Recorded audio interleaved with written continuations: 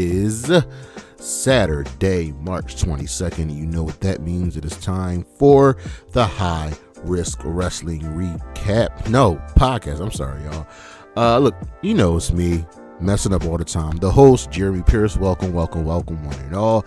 Check out the socials, Charismatic Creations on Facebook and YouTube, Charismatic_Creations52 on Instagram, and of course the 215 on Twitter. And today's show, well, the ride of the Death Riders. We're going to look at this group, the story, the characters, where it started, where it's going, and hopefully talk about how it could end, should end, will it end. We'll get into all of that today, but for now, you know what's next, so just go on and hit my music.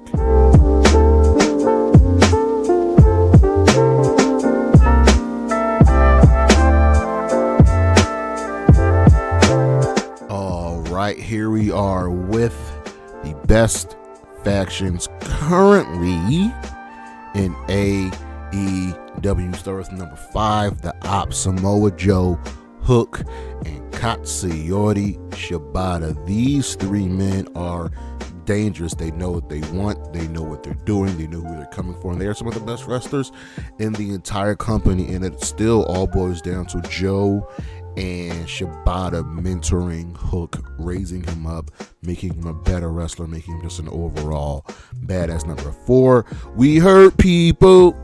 The Hurt Syndicate, your current AEW Tag Team Champions, along with MVP, have come in to AEW, have just been a dominant piece of business.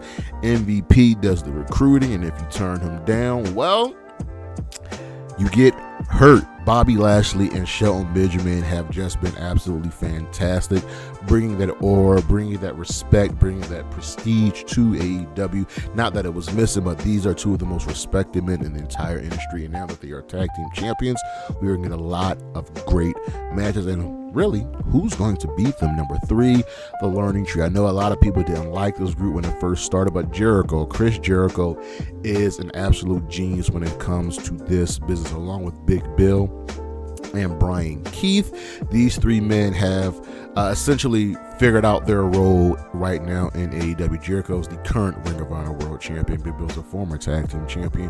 And Brian Keith, a talented wrestler in his own right, has been just a solid foil for a lot of men. They know how to elevate each other and especially elevate their opponents. Number 2, the Don Callis family. Man, oh man. I understand that this group has seen some members come and go, like Trent, like Hobbs, like Sammy Guevara, but the current grouping of them we have right now, led by Don Callis, we have Konosuke Takeshita, we have Kyle Fletcher, Brian Cage, Lance Archer, and Mark Davis. Good group. All horses, all big men, all talented wrestlers in their own right, and they have been absolutely fantastic. They finally have their footing. And of course, number 1, who the show is about, the Death Riders, man. We're going to dive more into them later in the show, but they are the top dogs because, well, not only do they have the current trios champions, but they also have the world champion who is finding ways to win week in and week out with this message being sent. The question is, who is going to stop them? We'll be right back.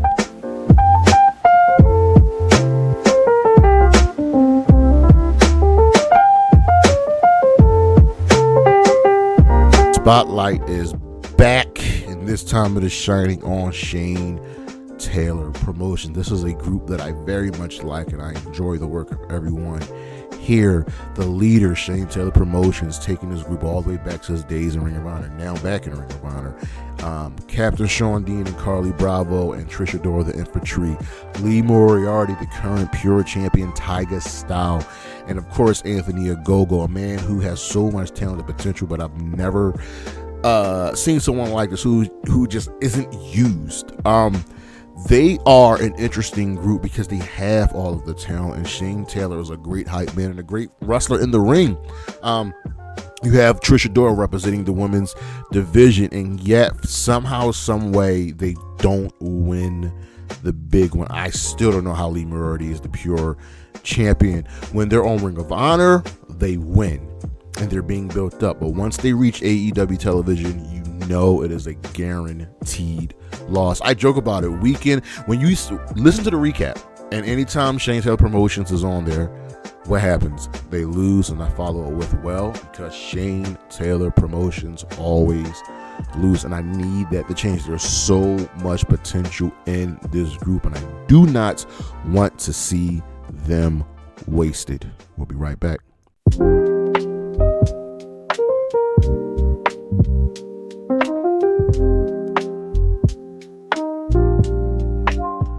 The ride of the Death Riders. We have so much to talk about today with this group. And it's weird talking about them because they are full of talented wrestlers, great workers in the ring, on the mic, and there is this apoplectic feeling for them, about them. Like, it's tough. It's very, very tough to talk about. So let's get into it. The Death Riders. They are comprised of Jon Moxley, the leader, Wheeler Yuta, Claudio Castagnoli, Marina Shafir, and Pac. Where did this group start? Well, it goes all the way back to the days of Mad Pro Wrestling in 07 when Danielson and Mox fought each other and Danielson won. Then there was the Heartland Wrestling Association where Mox challenged Danielson for the Dragon Gate at Dragon Gate USA, and Danielson was under employment of the WWE won, and then Mox signed with the E, was renamed Dean Ambrose, and we go through all of that from FCW to NXT to the Shield to the time of the main roster to them leaving, coming to AEW.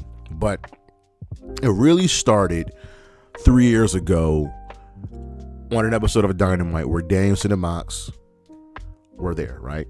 Danielson approaches Mox and say, yo, I want to form a tag team, right? Mox is sure on one condition.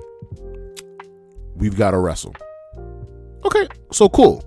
Revolution of that year, they win, and Danielson won like out of nowhere. And that pissed Mox off. So now they're brawling after the match. And the William Regal comes out, making his surprise AEW debut to break up the fight and forcing them to shake hands. They then formed their team with William Regal acting as their manager, and they became the Blackpool Combat Club in honor of the English town where William Regal began his career.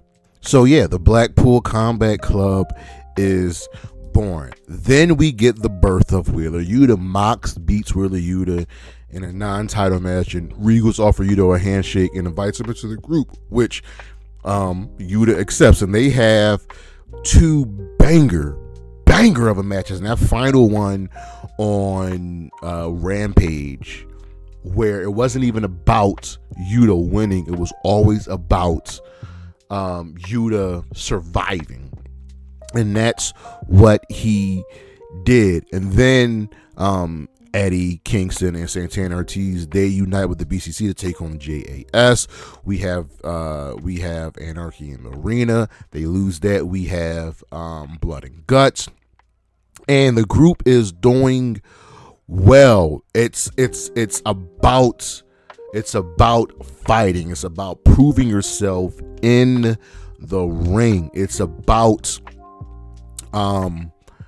growing as a competitor.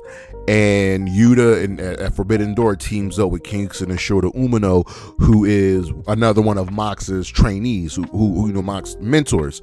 So we're getting all of this. Then we get Claudio Castagnoli, who mind you defeated William Regal in his final match. He joins the BCC, and now we've got Yuta, we've got Danielson, we've got Mox, and we've got Claudio. And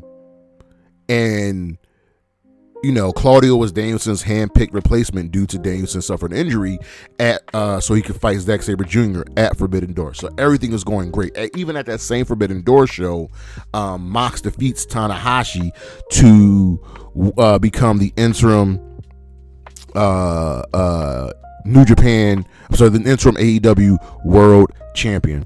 The BCC is doing great, and there's always been these rumors about, who did they want in the group? Who do they,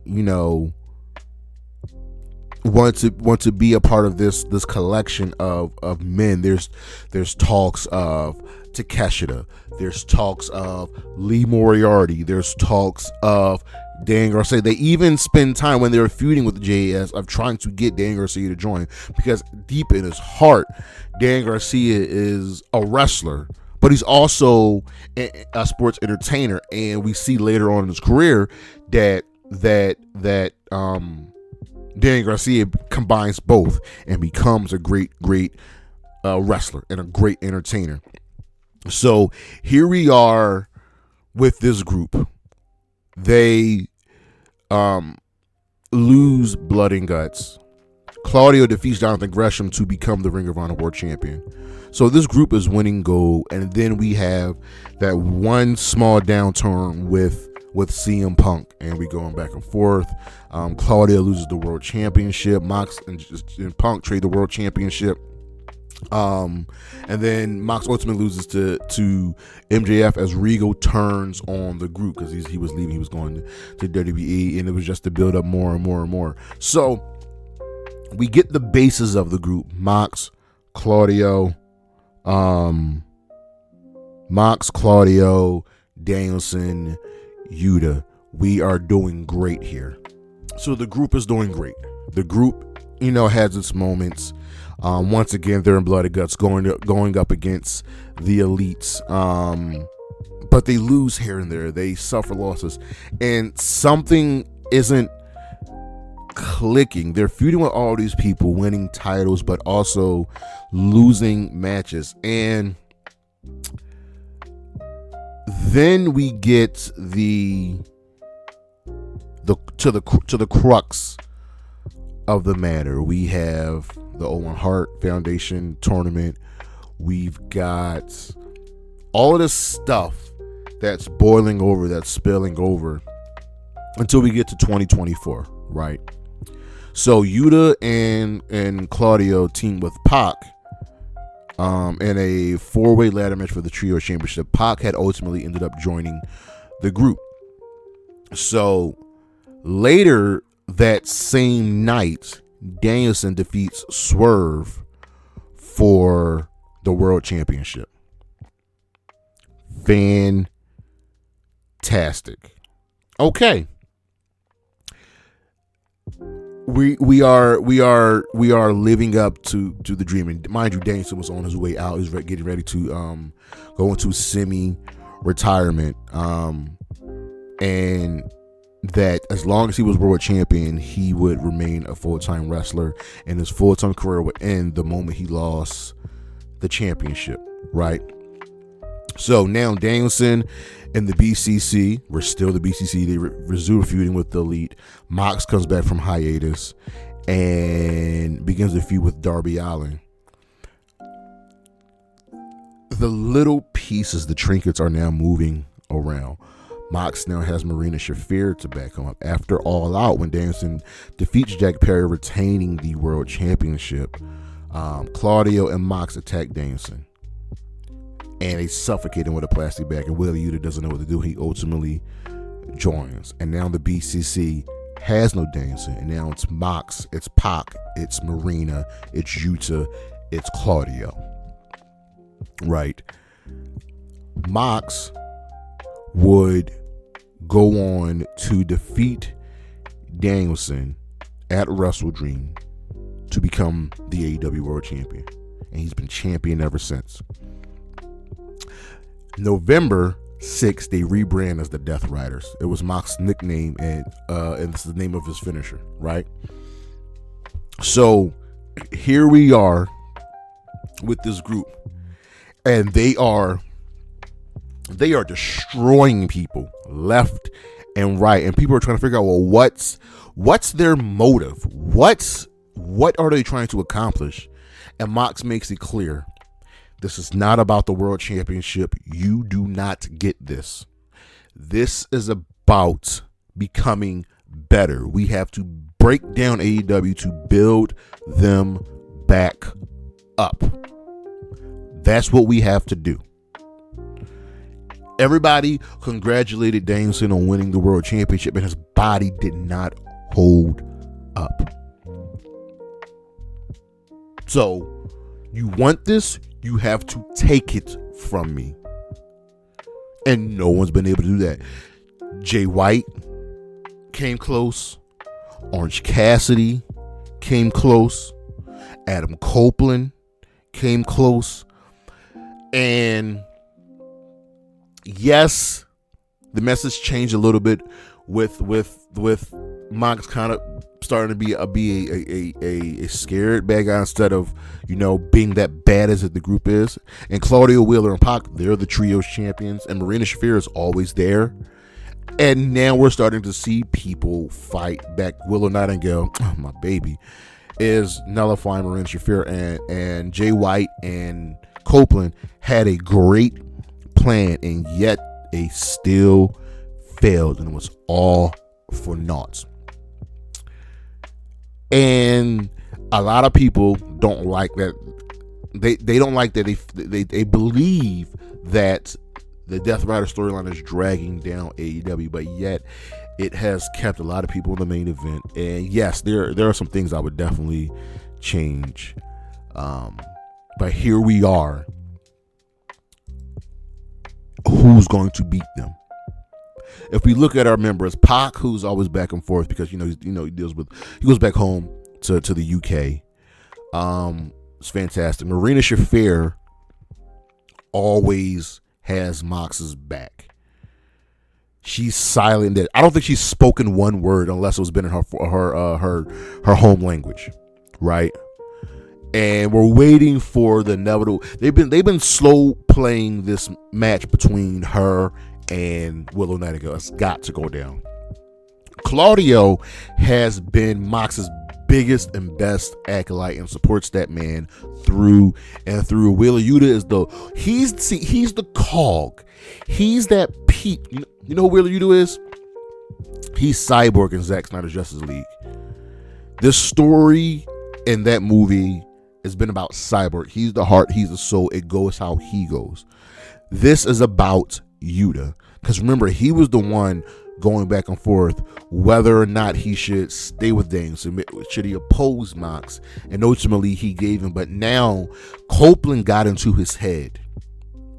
But you see these people, you see these acolytes still supporting Mox, and then you have the leader and John Moxley who backs it up, and sometimes he doesn't because he has the rest of the Death Riders to protect them. So this group has been dangerous because we've seen what they've done to people, and then they've taken them out, and they've also been taken out. So yes, this group has been a boon for AEW, and they've also been a burden for AEW. So how does it end? Because at some point it's got to come to an end, right? Mox is defending the World Championship against Swerve Strickland coming up at Dynasty, right? The story is over when the championship leaves Mox's hands. Will it be Swerve?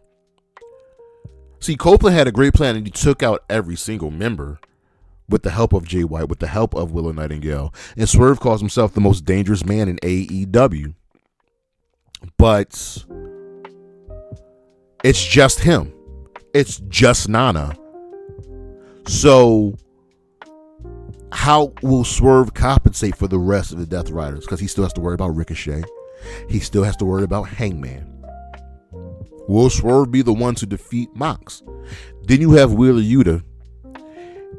It looked like he was finally going to grow some balls and leave the group, but once again he showed back up and showed his allegiance for the Death Riders and for Jon Moxley. Where does he fit in the story? And last but not least, the man who we all think, who we all believe, who we all assume will be the one to defeat Mox for the championship, Darby Allin, he's just MIA. They killed him, threw him down the steps, poisoned him, whatever. And Tony Khan rarely knows how to pivot, because we all believe that Darby Allin was to be the one to beat Mox for the championship, right? It's just like how we all knew he wanted Chris Statlander to be the one to defeat Jay Cargill for the TBS championship, but then Chris got hurt, and we just dragged it on instead of just pivoting and taking the championship off of Jay because we knew Jay was leaving. Do you keep the championship on Mox until Darby comes back? That would be bad. So you have to pivot, and you can't wait on Darby.